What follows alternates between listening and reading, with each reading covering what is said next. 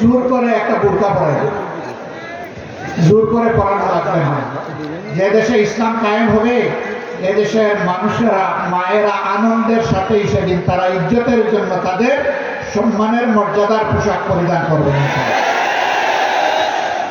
তারপরেও কোনো মা কোনো বোন যদি এই পোশাকের বাইরে থাকেন, আমরা তাদেরকে কথা দিচ্ছি, নিশ্চয়তা দিচ্ছি, তার উপর জোর কাটানো হবে না।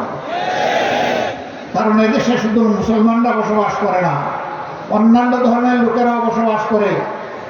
তারা তো আমাদের ধর্ম যেহেতু গ্রহণ করেনি, তাদের জন্য ইসলামের প্রেসক্রাইব করা পর্দাও তাদের জন্য প্রযোজ্য নয়।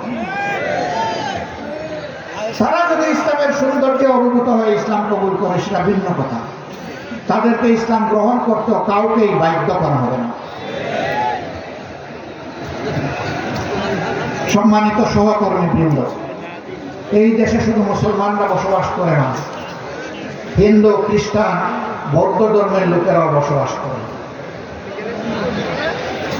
আমরা এমন একটি দেশ চাই যে দেশে মসজিদও পাহারা দেওয়ার প্রয়োজন হবে না, মন্দির এবং মঠ পাহারা দেওয়ার দরকার, গির্জা পাহারা দেওয়া লাগবে না।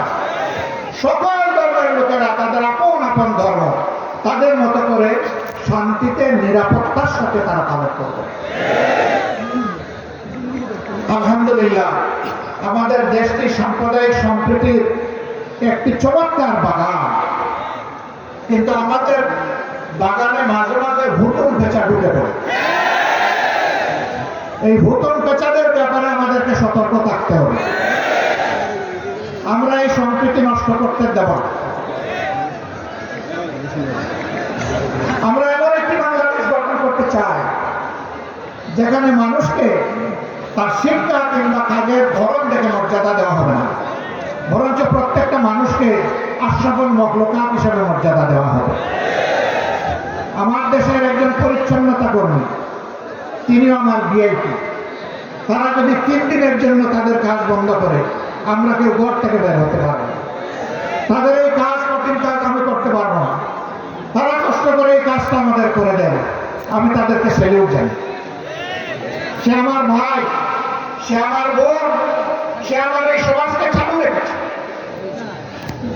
যে বলতে মাঝি কুলি, যে যেখানে আমরা আছি, শ্রমিক, কৃষক, আপামর জনতা, বিভিন্ন পেশাজীবী, যার যার পেশায় তিনি মর্যাদা এবং দায়িত্ববোধের সাথে দায়িত্ব পালন করবেন ইনশাআল্লাহ। সেই সম্প্রীতির বাংলাদেশ যদি আমরা গঠন করতে পারি, তাহলে এই সম্প্রীতির বাংলাদেশে রোকার সাহিত্য কারোই থাকবে না। এই জন্য আমরা চাই জাতীয় স্বার্থে দল এবং ধর্মের ঊর্ধ্বে উঠে আমরা থাকবো এক। সেই ইস্পাত কঠিন জাতীয় ঐক্য আমরা চাই, যেখানে উলামায়ে কেরাম মর্যাদা পাবেন, পেশাজীবীরা মর্যাদা পাবেন, সকল শ্রেণী পেশার মানুষ মর্যাদা পাবেন। এই যে 24-এর স্বাধীনতা এসেছে এমনি এমনি আসেন ভাই। 2006 সালের 28 অক্টোবর স্পষ্ট দিবালোকে আলোকে বইটা দিয়ে আদম সন্তানদেরকে হত্যা করার পর যখন তাদের নিথর দেহ পড়ে তড়পাচ্ছিল, তখন তার উপর উঠে বিকৃত রুচির ওই খুনিরা তখন তারা লাফালাফি করেছিল। সেই দিন বাংলাদেশ পথ হারিয়েছিল।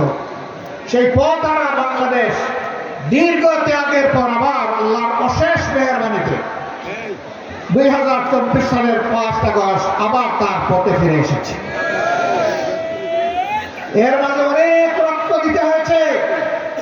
57 জন কমিটির দেশপ্রেমিক 24 সেনা অফিসারকে খুন করা হয়েছে 2009 সালের 25 এবং 26 ফেব্রুয়ারি ঢাকার তিনখানায় তৎকালীন বিডিআরের সদর দপ্তরে। এরপর